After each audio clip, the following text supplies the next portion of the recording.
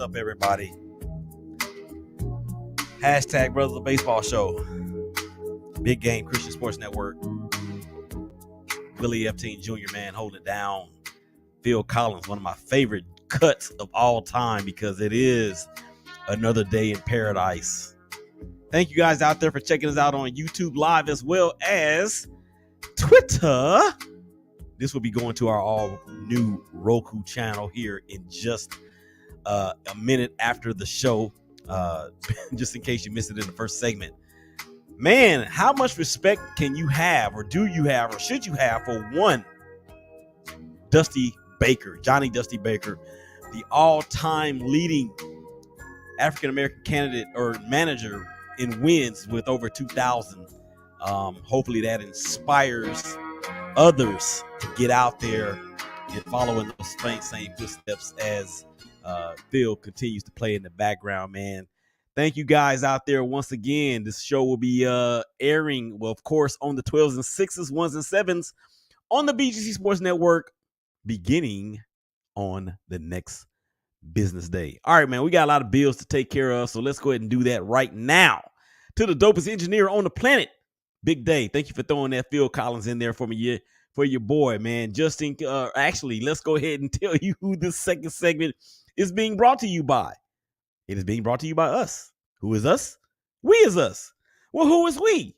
Well, we is the Big Game Christian Sports Network. Alexa, start BGC Sports Network. It is BGC Sports Network 1 and 2 for the follow the BGC Sports Network on the Facebook, Twitter, and Instagram at BGCSN1 and BGCSN2. Also on YouTube at BGC Sports Network. Make sure you mash the subscribe button. Hit that bell for new content so you can be alerted of new content that is uploaded. Also, same thing for the Shakeback Media Group. Make sure you follow us on Twitter at Shakeback Media Group, as well as subscribe to the Shakeback Media Group YouTube channel. We would appreciate it. Okay, so there's a couple things I want to get to before I actually get to the power rankings. I was talking about the conspiracy theorist in me as it relates and pertains to the Oakland A's and the city of Oakland not doing what is needed to be done to get that stadium built near Jack London Square, downtown or near downtown, right off the bay. Just like the San Francisco Giants have a new ballpark right off the bay, why can't the A's have the same thing? I'll tell you why. Because the city of Oakland is a greed pot, and there are a lot of things that's wrong with Oakland. Okay. But there are a lot of things that are right. And when I say a lot of things that are right, I am particularly talking about the fandom. We've already lost the Raiders. We've already lost the Warriors. Now, granted, the Warriors are just across the bay, but it's not the same. If you have ever lived in the Bay Area or ever visited there or frequented there, you know that there is a staunch difference between the West Bay and the East Bay. It is a total, complete opposite vibe. As a matter of fact, Raider fans hate 49er fans and vice versa. Giants fans hate A's fans and vice versa. For the most part, not all of them are like that, but that's pretty much how it is. It's kind of like the Yankees and the Mets. It's kind of like the Knicks and the Nets. It's kind of like the White Sox and the Cubs. It's almost a similar thing. But these two cities that are connected by a 8-mile long span bridge, you could not have any more or any two cities, in my opinion, that I've gone to that have such an opposite vibe. It is unmentionable about how it is in the city as opposed to it is to the town. So much to the so that Oakland is known as the town and San Francisco is known as the city. Although, San Francisco is white collar, it's .com, it's trendy, it's all those things. Where Oakland is the exact opposite. Oakland is very grimy. Oakland is really blue collar. Oakland is that city that is big enough to have the big city problems, but it's small enough to where everybody can either they can relate to each other as sports fandom. But I just believe that the A's or the city of Oakland and the A's, for that matter, may be in cahoots in trying to get it set up to where no stadium is going to be built in West Oakland or downtown Oakland or wherever you want to call it, near the Jack London Square. All of the economic improvements that are needed for that side, really for the entire city, but specifically for that area, very well could go up in smoke. So that's what I was talking about there in the second segment. I wanted to finish that, or in the first segment, rather. I wanted to finish that off. Before we get to the power rankings, I'm going to unveil something that I think is very cool for this show. I don't think I've done it, but as the hashtag Brothers of Baseball, of course, is the part of the Shake Back Media Group, and a big factor in what we do here on the Shake Back Media Group, I am going to unveil for the first time, to my own record or my own recollection anyway, I am going to unveil for the first time the shake 'em up moment in baseball from the previous week. So with that being said, here we go. Shake 'em up, shake 'em up, shake 'em up, shake 'em. And that shake 'em up moment comes from Cleveland Guardians first baseman Josh Naylor. Now, if you guys remember, Josh Naylor was involved in a horrific ankle injury last year that cost him 140 some odd games. I think he only played in 20 games last year. Well, he's back. He's back, and he's in big fashion, or he's back better than ever.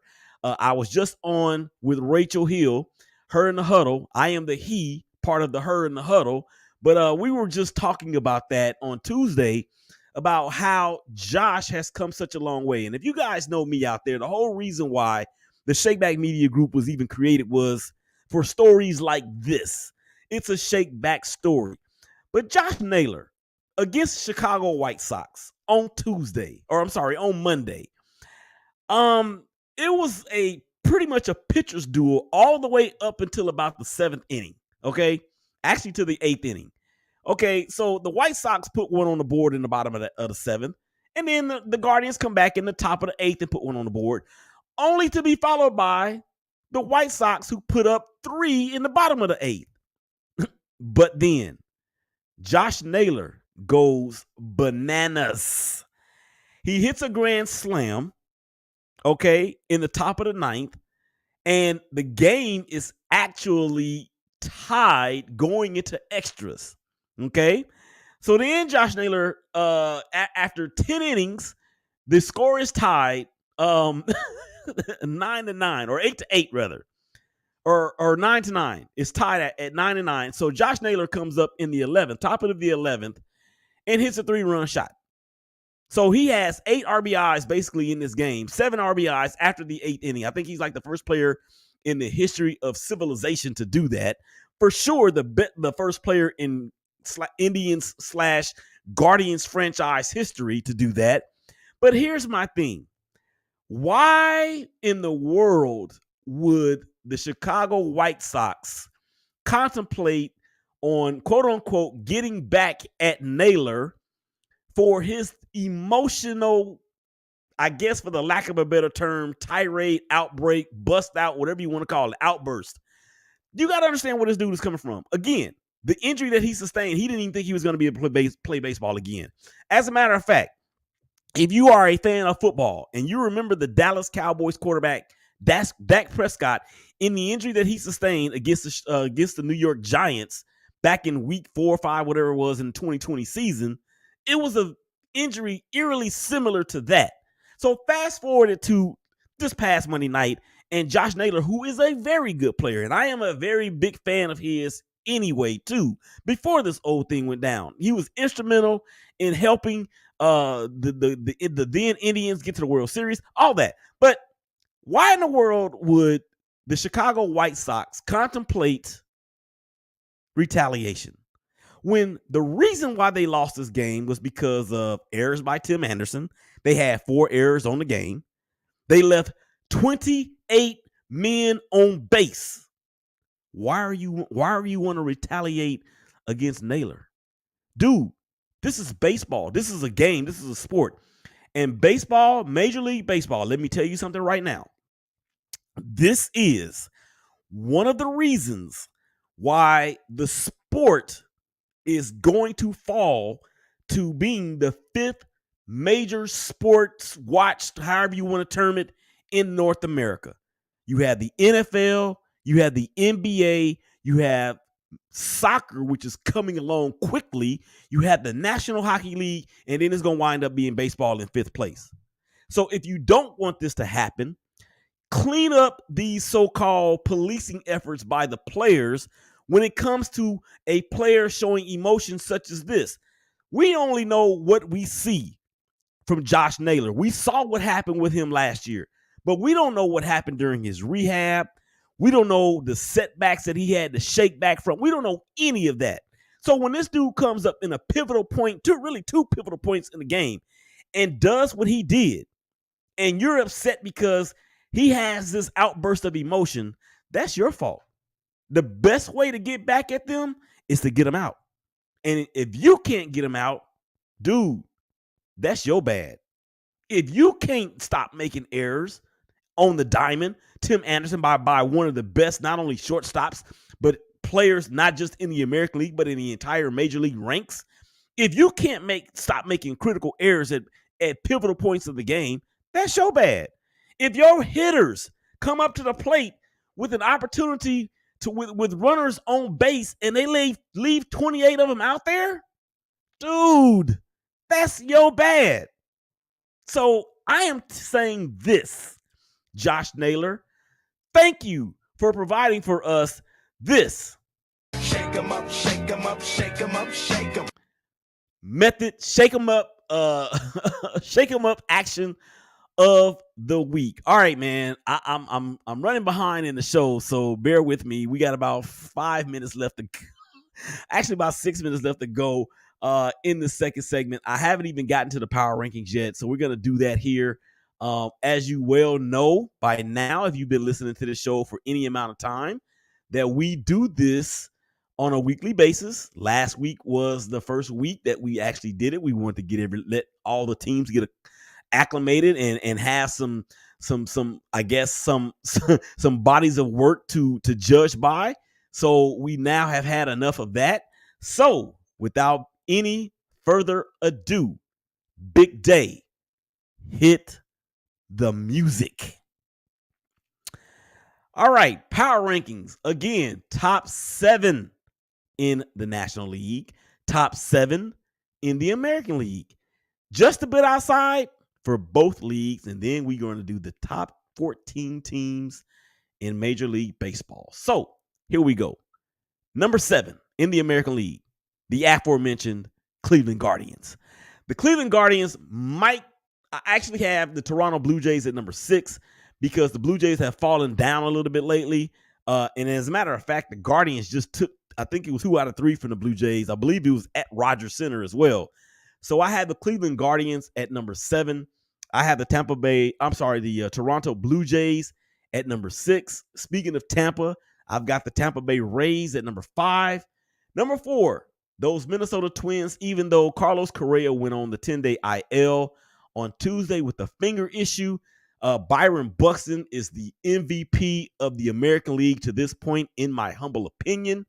And if they are going to continue this performance, they're going to have to really rely on Buxton as well as Correa. Those two guys, man, are two of the best, or actually they're one of the best 1-2 punches. That's funny how you say that. They're one of the best 1-2 punches in all of the American League. Okay, number 3, the Houston Astros. We talked about the Astros in the first segment, primarily Dusty Baker and the milestone that he just achieved with his 2000th victory in his career as a manager. I hate them, but I am pulling for the Astros to win the World Series because we'll talk about that later. Number 2, the Los Angeles Angels of Anaheim. Mike Trout, Shohei Ohtani, Anthony Rendon. Those are the three-headed monsters, or that's the three-headed monster there in Orange County. And then the number 1 team in the American League, the New York Yankees. #RepBX. And shout out to my boys, Colin Thoreau and also Jose Trevino, both in the Yankees organization. All right, let's rip that back. Number 7, the Cleveland Guardians. Number 6, the Toronto Blue Jays. Number 5, the Tampa Bay Rays. Number 4, the Minnesota Twins. Number 3, the Houston Astros. Number 2, the Los Angeles Angels of Anaheim. Number 1 team in the American League, the New York Yankees. Hashtag just a bit outside or hashtag Jabo. I had the Chicago White Sox and I had the Seattle Mariners. That's it. That is it. And if things continue to move forth the way that they are, there could be a maximum of maybe 3 teams in hashtag Jabo in the American League. Excuse me. Excuse me. All right, so let's move over, swing it over to the National League. Like I said, whatever we don't finish on this side of the break, we will come back and get in the third segment. Okay, top 7 in the National League. Number 7, the Colorado Rockies. Yeah, they're there. Charlie Blackmon, Chris Bryant, who signed with the beer maker, or no, not the beer makers, the snow shovelers in the Rocky Mountains from the San Francisco Giants. Yeah, they're there. And speaking of Giants, they're at number 6, San Francisco Giants. Number 5, the St. Louis Cardinals, Nolan Arenado, Paul Goldschmidt, Yadier Molina, as well as my boy, Albert Pujols. You talk about another milestone that's going to be reached here pretty soon. That is that for the machine. Number 4, the San Diego Padres, Eric Hosmer, Manny Machado, Fernando Tatis Jr., Joe Musgrove on the bump. I mean, he actually is pitching very, very well. I like the Padres. They got my guy, man, from the Oakland A's out there doing it big. And they also have Sean Manaea that they got from the A's as well. Number 3, the Milwaukee Brewers. They just keep doing it. They just keep rolling right along in the National League Central to the point to where it just seems like it's just them and nobody else, with the exception of maybe the Cardinals. But, we'll see what happens as we get later on into the season. Okay, and number 2, the New York Mets. And I got Mike Martinez. He's got a take on the New York Mets. I'm going to play that here after the break. He's probably going to be a little bit upset at me because I got them slated at number 2, even after what they did last week. But I got to give the number 1 slot to the Los Angeles Dodgers. Look, the Dodgers are a super team, man. If there's ever, this is like a super team from what the A's had back in the 70s and what the Yankees had back in the late 70s and what the Braves did with the pitching that they had in the 90s. The Dodgers are a super team, and that's just what they are. All right, I'm running out of time here in the second segment. Y'all come on back on the other side of the break. I promise we're going to finish this up. For the dopest engineer in the game, Big Day. Sports fans all over the planet. Baseball fans all over the planet. Willie Epstein Jr. Hashtag Brothers of Baseball. Y'all coming back and holler at us.